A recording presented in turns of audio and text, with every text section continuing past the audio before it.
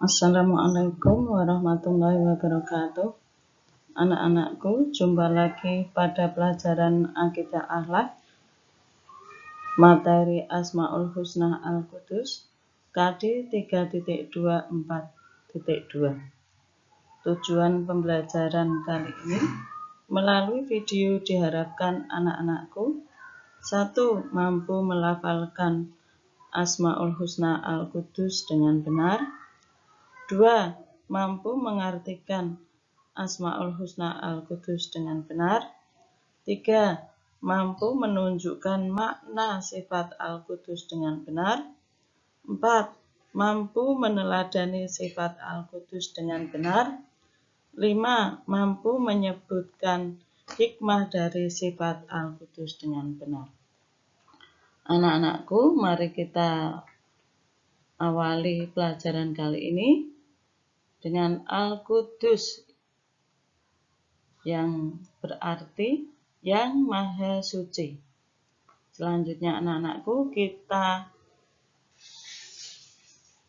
simak lagu berikut ini.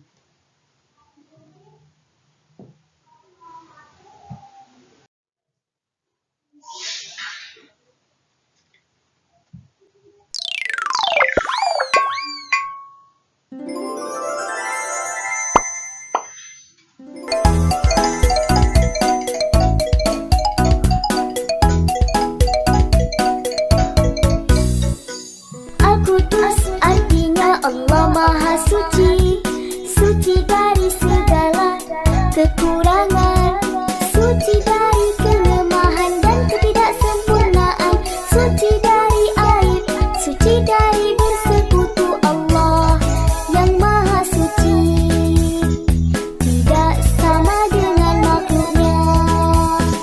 Allah yang Maha Suci.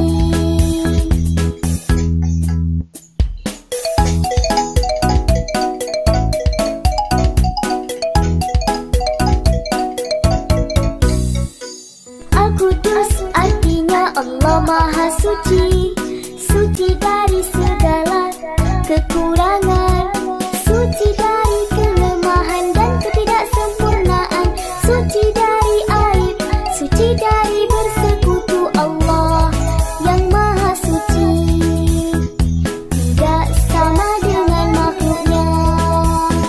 Allah yang Maha Suci.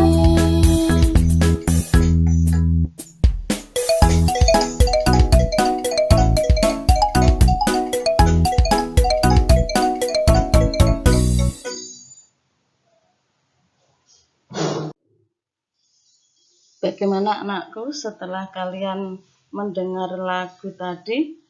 Ya, sifat yang Maha Suci Allah adalah mutlak. Mutlak artinya pasti kebenarannya, ya, pasti kebenarannya. Al-Qudus menunjukkan bahwa Allah bersih dari segala kekurangan, aib, dan kesalahan. Tidak mungkin Allah mempunyai kekurangan, ya. Dalam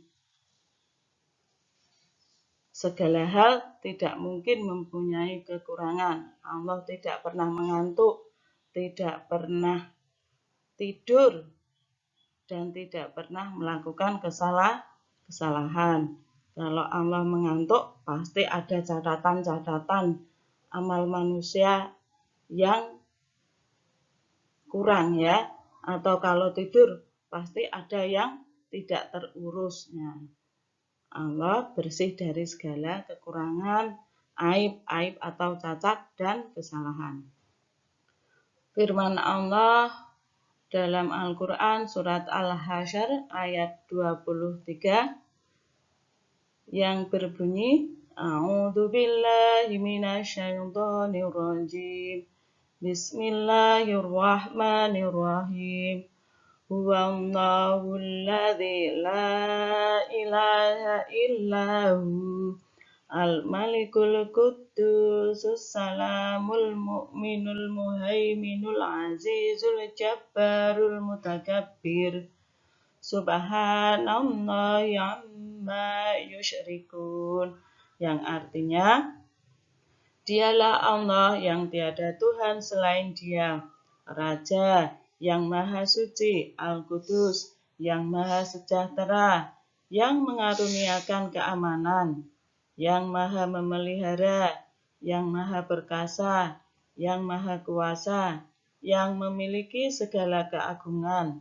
Maha Suci Allah dari apa yang mereka persekutukan. Quran Surat Al-Hasyr ayat 23. Nah, kita harus meneladani sifat Allah Al-Qudus yang berarti Maha Suci. Kita harus bisa mensucikan dan membersihkan diri, baik pikiran, hati, maupun perbuatan.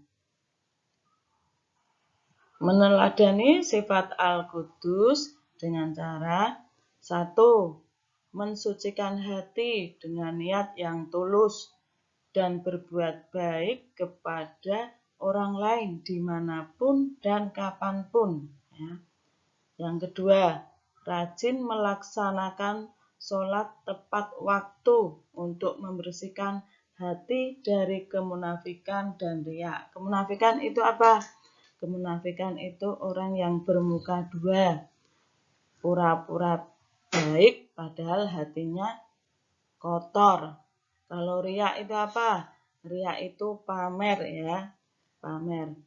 Nah, dalam melaksanakan sholat, kita harus bersih, baik badan, tempat maupun pakaian.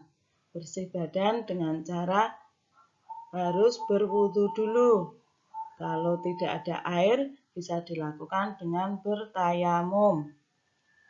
Yang ketiga, menjaga lisan tidak berkata kotor dan kurang terpuji. Kalau di zaman sekarang tidak hanya menjaga lisan ya anak-anakku, kita harus juga menjaga jempol kita dalam menulis di HP. Nah, kalau menulis di HP itu tulisannya yang baik ya. Kalau baik kan bisa mengajak kepada kedamaian. Jangan menulis yang provokator atau yang jelek-jelek ya, nanti bisa mengakibatkan permusuhan atau perpecahan ya. Yang keempat, mensucikan pikiran dengan selalu berprasangka yang baik ya. Kita harus selalu berprasangka baik kepada siapapun. Yang kelima, menyembah dan mengagungkan Allah karena Allah yang paling berkuasa ya, tidak ada lainnya.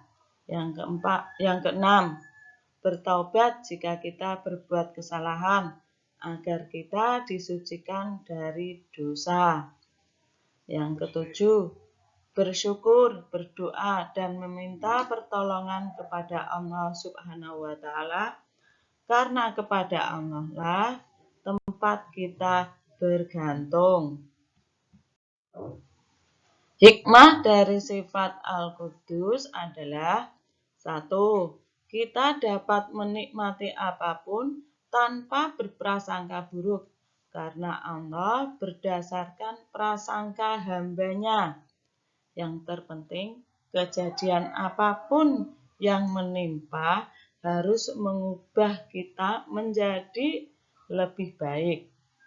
Yang kedua, siap dengan ketidaksempurnaan diri. Nah, setiap orang pasti ada kelebihan dan kekurangannya. Contohnya, anak-anakku mungkin ada yang ahli atau pintar dalam bidang matematika, tapi di sisi lain mungkin agak kurang dalam pelajaran menggambar. Nah, itu seperti contohnya ya.